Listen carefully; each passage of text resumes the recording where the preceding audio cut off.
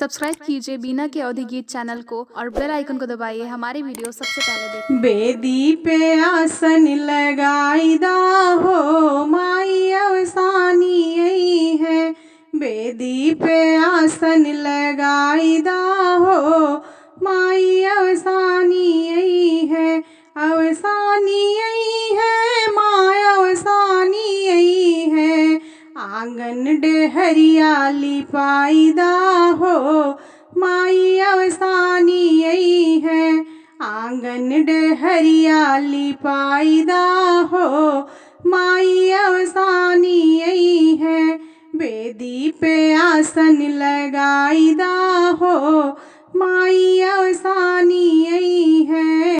बेदी पे आसन लगाईदा हो माई अवसानी यही है। कलसा में टेरी गौर संग ढेरी। कलसा में टेरी गौर संग ढेरी।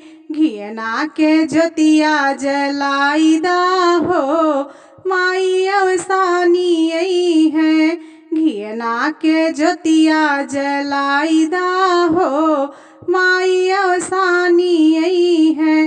बेदी पे आसन लगाईदा हो माई अवसानी यही है। ताजी ताजी लाई चनवा मिठाई। ताजी ताजी लाई चनवा मिठाई। सात दरे भोगवा लगाईदा हो माई अवसानी यही है। सात दरे भोगवा लगाईदा हो माई अवसानी यही है। बेदी पे आसन लगाईदा हो माई अवसानी यही है।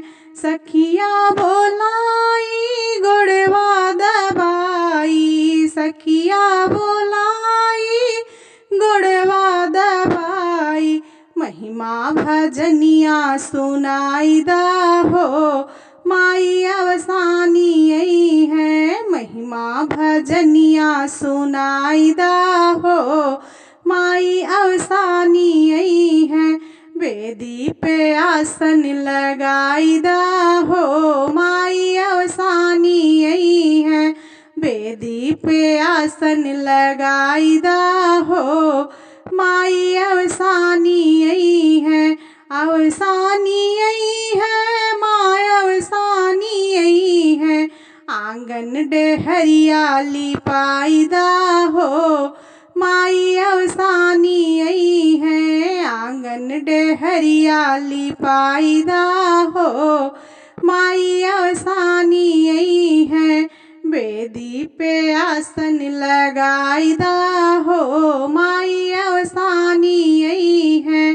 बेदी पे आसन लगाईदा हो माई अवसानी यही है। बेदी पे आसन लगाईदा हो माई